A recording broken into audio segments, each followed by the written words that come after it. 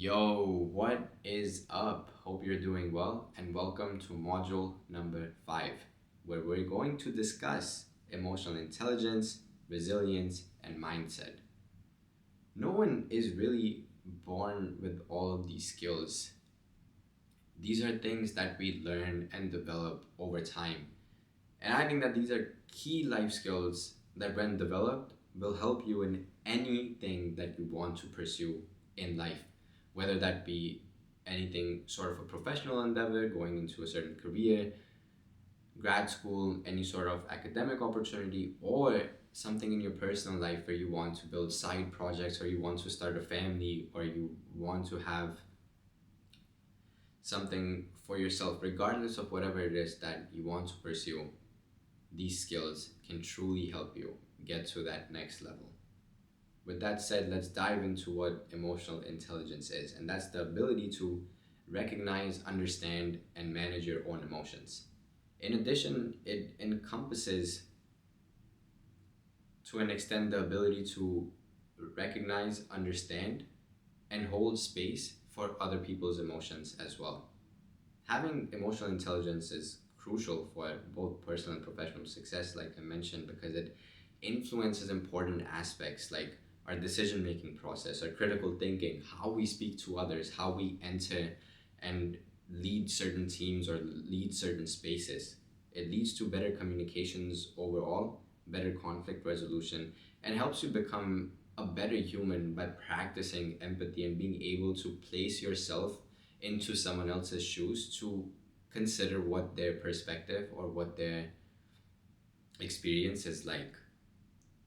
And one of the classic examples of this is, of course, if you see someone who's really mad and getting all worked up or riled up because of any powerful emotions that they're feeling in that moment, when you're someone who has emotional intelligence, then instead of acting out on an impulse of retaliating or just countering back or arguing with the other person, you can really recognize that the other person needs more space to really just let the emotions out, or whatever it is, and then you're able to make your decision from a place of calmness, from a place of a certain poise, and instead of lashing out, instead of acting on impulse, you can choose to diffuse the situation in other manners. And this is something that really goes way beyond that than just professional things, because this is something that I had to learn with my family growing up, and especially in a brown family where emotions are not really spoken about. There are a lot of hidden tensions, and unless you learn how to be emotionally intelligent and navigate those situations, it's really extremely difficult to be in those kinds of settings long term. I'll probably speak a little bit more about my experience on that later on. It really comes down to, when you start to develop emotional intelligence, you'll notice yourself that you're more poised, you're more calm in stressful situations, and that's going to be such a big advantage for you regardless of wherever you go. One of the other classic examples for me is that when I was working my healthcare tech job that I started in 2022 and quit in 2024, my days were filled with stress. Like, no joke, from the moment that it was constant stress, simply because healthcare is not something that stops after 9 to 5. The system still has to be up and running. And sometimes there would be time where we would be on call, and if there were any issues or anything, like, we would have to hop on and work through those issues. It was really imperative that I employed emotional intelligence, especially in cases where we had high volume issues or we had critical issues that could affect patient safety, so that I could be more calm and poised in the situation, but also so that my analysts, like all the hospital folks that I was working with, also feel like, like, this is an issue, but like, we're gonna get through this, and we're gonna make sure that nothing goes sideways in a way that affects patient safety. And in order to In order to create that space, like I said, this is a skill that you develop through practice and through uncomfortable activities. Emotional resilience then is the capacity to recover quickly from such difficulties and adapt to change as necessary. It's also about embracing the stress and growing from it. And one of the best ways to do so is by deliberate exposure to uncomfortable activities. And when you do so by choice, when you engage in hard, difficult activities willingly, you're choosing to build new neural pathways in your brain that signal to your body, I can do hard things. I can take on stressful situations. It's all it's just like how you wouldn't go take an exam unprepared. You're preparing your mind and body for life. Like that's what I see uncomfortable activities as. It's a way to prepare and test yourself so when life throws actual shit at you, you're able to deal with it in such a way that makes other people go like, how the fuck do you do that, bro? That's the kind of vibe that I feel like I've built over the years, and that's the kind of vibe that I want to give to you and want you to experience for yourself how good it feels when you have insecurities, when you have doubts, when you have fears, and you still go take that next step. And even if it doesn't work out, you're still feeling so proud of yourself because you just did the hard thing. Like, it's insane. It's insane. So let me let me talk down the practical tips and advice for uncomfortable activities that I've personally used over the past 10 plus years and have learned in different phases of my life. A good rule of thumb for this is to choose to do one uncomfortable activity every single day, whether that be a few minutes or prolonged. Some of my classic examples are cold showers, running, reading, waking up early. Like these four things, I kid you not, bro. These were things I hated, despised.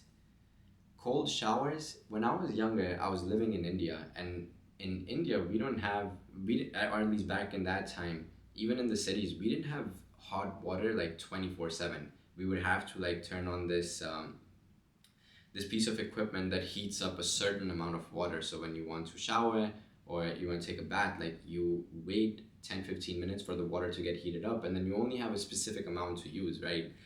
But when I was younger, I didn't understand all of this shit. And I would just be like, oh, I want to take a shower this long, or something like that. And then at some point, the water goes cold, and then you stop. On and on sometimes, what would happen was then, oh, excuse me. What happened was that I would wake up late for school, and then we wouldn't have enough time to heat up the water, so I would have to take cold showers. And I swear, bro, as a kid, I hated it, like despised it. Similar with running, like I still hate running to this day. I've ran a half marathon before, and running is not something that brings me joy, but it's the process of me engaging in the hard activity that I don't want to do and sticking to it regardless of how my physical body is feeling, that it provides me with so much gratification and satisfaction afterwards that I do it. And then there's reading, which I only started in 2022. Before that, I was only forced to read in school, but 2022 is when I willingly started to consume information through books, papers, etc. And lastly, waking up early, which is still one that I constantly battle, but it's an uncomfortable activity for me. It may not be for you, but these are just some of the examples. And the goal for me in the past has been to do uncomfortable activities early in the day, because if you do it early in the day, it sets an extremely powerful tone and it makes the rest of your day so much easier. Like when I take cold showers in the morning and then I'm going about my workday, and if some challenge comes up, I'm like, bruh, like, first of all, my subconscious is already ready to handle this. But I'm like, I already did such a uncomfortable thing this morning. Like, this doesn't even seem like it's barely even comparable to it.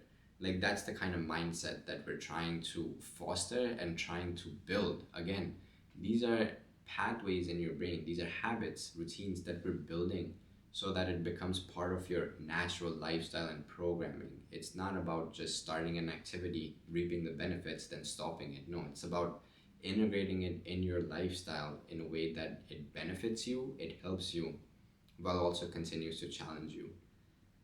And to this day, like whenever I start feeling like I'm a little lost or I'm a little purposeless, I lean back to these uncomfortable activities to remind myself that I've done so much and there's so much else for me to continue to work for, that I can't just sit around and be lazy. But one thing to mention here is that these activities, I swear to God, bro, even when I take a cold shower now, I like hesitate for a minute. I'm like, damn, dude, like the water's cold and I don't want to go in there. And that's the point. That's the fucking point. It doesn't get easier with time, and that's what we want. We want it to be challenging. We want it to be something that pushes us and still keeps us on our toes, because that's what keeps us prepared for when life throws real shit at us. This is also a concept that David Goggins talks about quite a bit in his book Can't Hurt Me. So if you're interested in that, check it out as well, or just look it up on YouTube or something.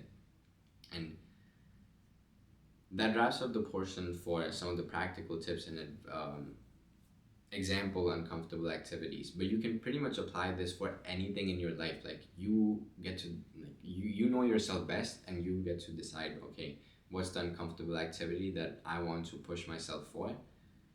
Because one of the other things I should mention is that this activity shouldn't be so far beyond your comfort zone that there's like a big resistance gap that you just won't do it. It needs to be something that's just slightly outside your comfort zone, but also, like I said, not too far enough that you're just completely daunted by it and just don't do it. I forgot where I was going with that first thought there. But that wraps up the tips for uncomfortable activities. The second part of emotional resilience that I wanted to cover is, how do you overcome fears, insecurities, and self-limiting beliefs? Because we all as humans have these innately present within us. The truth is that we're not born with these things either. These are things that are placed onto us through schooling and societal conditioning over the years. And we've developed a system where fears, self-limiting beliefs, insecurities, like they're somewhat of a survival mechanism that we need in certain situations. But the truth is that they're never going to go away. Then they're always going to be there, and they might take different forms over the years. So your self-limiting beliefs, as you let some go, new ones might, come to the surface. Same with insecurity, same with fears. After you overcome one, you realize there's another one. So they're never really going to go away. And the answer isn't to eliminate them. The goal is to learn how to live with them and live to the fullest despite all of those fears, insecurities, self-limiting beliefs that are trying to get in the way. A lot of the times, becoming your best version is not about building yourself up to that point. Yes, to a certain extent it is, but it's more so not creating a new version of yourself or trying to be someone else completely. It's more about letting things go. It's about letting go of the barriers that are holding you back from truly embodying your higher self that already exists within you. And the reason I know this is because you're still watching this video. You invested in this course, you decided to sit through the videos because you want to be better yourself. And that tells me, and that should tell you, that innately, in you right now, you have something that's calling you to a higher purpose, and I want you to listen to it. I want you to follow it. And that's why we're here. And one of the key steps in doing that is letting go of insecurities, letting go of fears, letting go of the self-limiting beliefs. And with some of the and some of the most powerful ways to do so is by this two-step strategy that I'm about to outline to you. I've now done this more than a few times, and every time I reflect back on this activity, most of the times the insecurities that I laid out in the past were not things that I worried about anymore. That makes me feel extremely proud and humbled, and that's why I'm sharing this. Step one, take a journal, take a piece of paper, pull out your notes app, I don't care what it is. Write out your insecurities. Literally list out everything that you feel insecure about, things that you're scared of, self-limiting beliefs that you think you have. This is the first step to let these things go. Be real, be fucking raw. Like, no one else is gonna read this yet.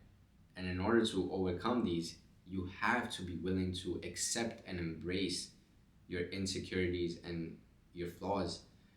The truth is, they're not separate from you, and they're not bad. They're part of who you are, and they make you whole. They make you human. It's the essence of being human. So the first step, write your insecurities, thoughts, self-limiting beliefs, fears out. Second step, write them out as if you're grateful for them. So instead of just listing out the insecurity, write down a reason why you're grateful for that insecurity. What I mean by this, a couple of examples from my past activity. Damn, I should have brought my journal that has all of them.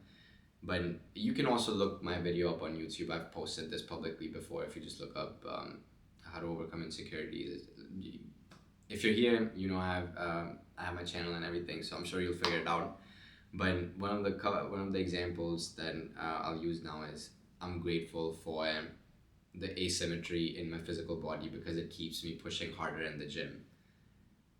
Because my left and my right side like has muscle imbalances, and it doesn't look as aesthetic or as symmetrical as the physique that we admire on social media. And that was something that I was extremely insecure about back in the day, and now it doesn't really hold power over me, which is why I'm able to say it so openly on camera. But I think you get the idea of what I'm trying to get at. Write out your insecurities as if you're grateful for them. Like I said, they make you whole. Without the insecurities, you wouldn't be who you are. And the crazy thing is that we can use these built up emotions and energies in our body to create something that's even more meaningful in our lives. And that's exactly what I want you to tap into. After this comes the hardest part of all. I want you to share this list with someone. I want you to share this list with a friend, a close friend, a family member, someone that you feel really comfortable with. Or if you're feeling frisky, you can post it on social media, like I have in the past. Trust me when I say this last step or this last part of sharing it with someone is extremely important, because as soon as you verbalize this and you output it, you realize that this is what makes you human, and it shouldn't be holding power over you. You are the one who's supposed to be holding power over these insecurities.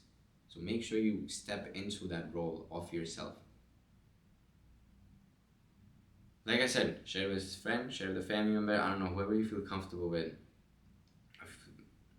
Or you can send them to me as well. Tag me on spiritualish_ on Instagram. But I kid you not, this is the way that has helped me to overcome insecurities, fears, doubts over the past few years. And I'm so grateful. I'm so grateful to have gone down that hard path. In fact, this was harder to do back in the day when we didn't have ChatGPT, but now that we have ChatGPT, I would also recommend you to open up a chat and ask it to ask you reflection questions so that you can unpack your fears, insecurities, and self limiting beliefs. I was thinking about making a that would be well suited for a future video for sure. Anyways, back coming back here, the last thing I wanna go over is some of the mindset switches that have really helped me to develop a stronger mindset when approaching my personal and professional goals that also tie into the aspects of emotional intelligence and emotional resilience. You're responsible for your own growth. You have to accept that nobody is coming to save you. And you can look at this from a perspective of, oh, nobody's there for me, nobody cares about me, or one of those negative self-limiting patterns. Or you can look at it a place from empowerment and be like, you know, it's good that no one else has control over my life. I have control over my actions, and no one's gonna come to save me, but I have it in me to save myself. This is really the mindset that drove me in high school, because I always felt that I didn't have enough resources, I didn't have enough knowledge and wisdom to tap into from other people, that I turned to myself and my journaling habit so I can start deriving it from inside. One of the other things is steadfastness, and that's the idea of maintaining calm and tranquility in times of peace and stress alike. This is something that ties back to emotional intelligence, that you'll be able to handle conflicts in heated situations much better when you're already more cognizant of your emotions and trying to become more emotionally intelligent yourself. Acceptance and embracing that failure is part of the process. This is something that you'll see a key theme in this course, and that's because I failed more times than I can count on my two hands, like easily. I've failed more than I've succeeded in my life. For every acceptance that I've gotten to a program, a job, anything of that sort, I had to go through maybe 10 times the rejection, if not more. And that's part of the experience. That's part of also being human. So I want you to be accepting and embracing that you're gonna slip up, you're gonna make mistakes, and that's part of being human. So the next step for that is to see it as a learning opportunity, reflect on what led to the slip up and what you can do better next time so you can bounce back even better. This then ties into the idea of trial and error, because it's also the other crucial aspect that really helped me align with my true passion. For instance, when I was in undergrad, my initial goal was to finish the pre-med track, apply to medical school, become a neurosurgeon. And that was only like 6, 7 years ago. And up until 2020, I was still like fairly sure that I wanted to still do medical school. So this like 5 years ago. And then slowly in undergrad, I started taking more astronomy courses, more physics courses, and I started to reignite my passion for space sciences that had always been there. But I also had to go through that journey of pursuing pre-med track, because it also gave me key skills that I needed to become a better scientist in the planetary sciences realm. Trial and error is such a crazy process, and it's involved in the scientific method, and each thing, and I think it's just so applicable for life as well. Like, each thing that is not meant for you is bringing you closer to what is. So trying and failing and then trying again is your best option to figure out what it is that you truly value and truly enjoy, in your life. Another mindset that I want to leave you with, and this is the last one, is treat treat this arena of life as a fun game. Except you only have one life, and it's not like you can be respawned or whatever. But treat it like it's a game, and the goal is to level up gradually.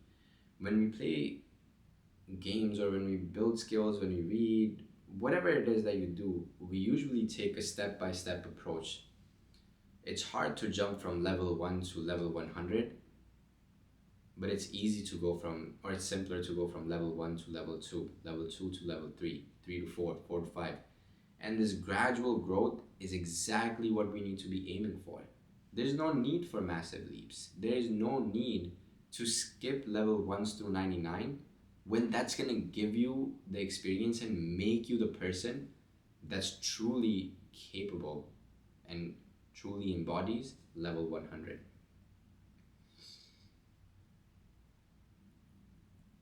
And that should wrap up the chunk of this module. As you know, I'm someone who learns by experience, and the action step for this module is to implement one resilience building practice daily for the week. Now, again, as a reminder, this needs to be something that's outside of your comfort zone, that you don't do regularly, but also not so far outside your comfort zone that it's going to daunt you into taking action. I think if you want to go for something simple, not easy, simple, then starting with cold showers, cold baths, running, reading a few pages a day, or waking up early are great starting points. But again, it's got to be something that you don't necessarily enjoy doing, but will also give you some sort of like physical benefit. So for instance, cold shower has the benefit that it reduces inflammation. Running has the benefit that it gives you physical endurance. Reading has the benefit that you're getting new knowledge, and waking up early has the benefit that you're expanding your day to have more time so that you can dedicate more time to whatever it is that you want to do.